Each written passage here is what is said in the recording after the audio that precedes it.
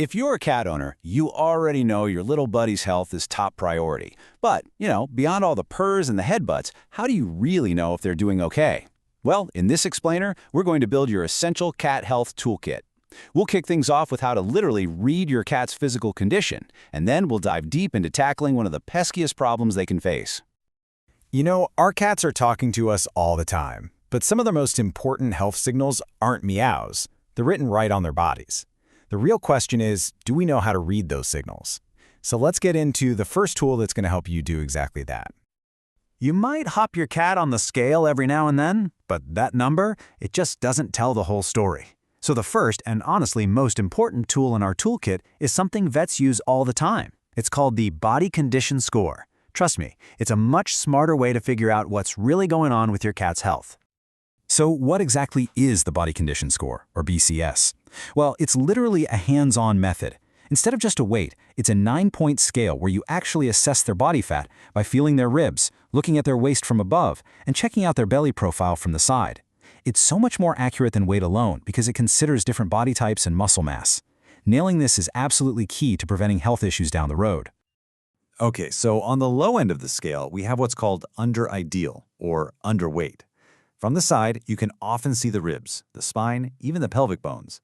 And from above, the waist is super defined, almost pinched. If you were to gently run your hands along their side, you'd feel those ribs right away with practically no fat covering them at all.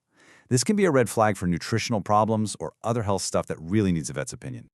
Now this is the sweet spot. This is what we're aiming for, an ideal score of 5 out of 9. What does that mean? It means your cat is well-proportioned, you can still easily feel their ribs, but there's a nice, slight, healthy layer of fat over them.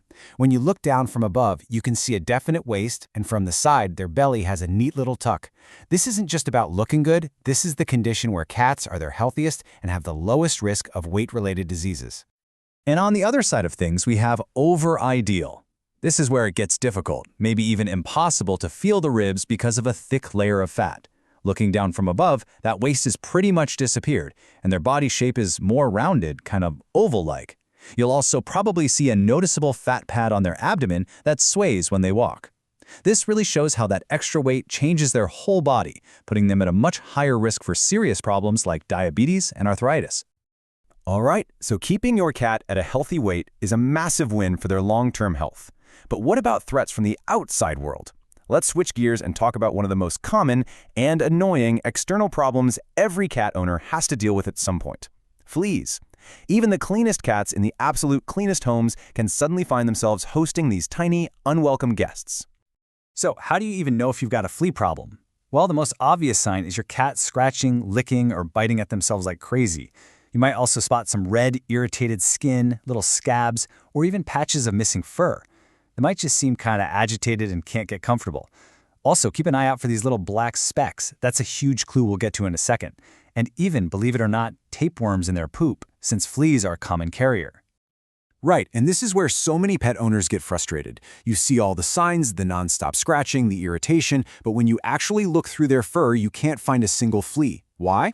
Well, it's because adult fleas are incredibly small. They're super fast, and they're experts at hiding deep down in your cat's coat. Plus, some cats are such good groomers, they actually remove and eat the adult fleas before you ever get a chance to see them. So if you can't see them, how can you be sure? You do the flea dirt test. It's super simple and it's foolproof. Just have your cat stand on something white, like a paper towel or a sheet. Then, comb their fur with a fine-toothed flea comb, paying extra attention to their neck and the base of their tail. If you see little black specks falling off, here's the magic trick. Drip a little water on them. If they dissolve into a reddish-brown smear, bingo, that's flea dirt, which is just digested blood. It's the smoking gun that proves fleas have been on your cat. And here is exactly why these things are so hard to get rid of. See, the adult fleas you might spot are just the tiny tip of a massive iceberg. A single female flea can lay dozens of eggs every single day, and those eggs fall off your cat and into your carpet, your furniture, your bedding. They hatch into larvae, which then spin a cocoon and become pupae. And that pupa stage, that's the real nightmare. They are insanely tough and can just lie dormant in your house for months, sometimes even over a year, just waiting for the right moment to hatch and start this whole vicious cycle over again. Understanding that life cycle is everything because it totally dictates our strategy. See, winning the war on fleas isn't just one battle, it's a whole campaign. It requires a comprehensive battle plan. So let's take a look at what that plan actually involves. Now, your battle plan and what it's going to cost you really depends on how bad the infestation is. A pretty mild case might be manageable with some serious vacuuming and DIY sprays for under $100. But for a bigger problem, you're probably going to need to call in the professionals, with costs that can range from a few $100s for spraying all the way up to several thousand for extreme situations that need things like heat treatments or full-on fumigation. So, the big question, do you try to DIY this or do you call in the pros? Look, if you've just spotted the problem and it seems pretty contained, a DIY approach with sprays and just constant vacuuming could do the trick. But if the problem is all over the house or it just keeps coming back, it's probably time for a professional. They have access to way stronger treatments, including something called insect growth regulators, or IGRs. These are chemicals that actually stop the flea eggs and larvae from ever growing up, and that is absolutely crucial for breaking that tough life cycle we just talked about. So here's the bottom line. Getting rid of an active flea infestation is a tough, frustrating job. The real win, the ultimate victory, is making sure it never even happens to begin with. And this is where being proactive becomes the most powerful tool in your entire toolkit. And please do not make the mistake of thinking, oh, my cat is indoors only, so this doesn't apply to me. This is a huge takeaway. Fleas are expert hitchhikers. They can ride right into your home on your pants leg, on a visitor's bag, or on another pet that comes to visit.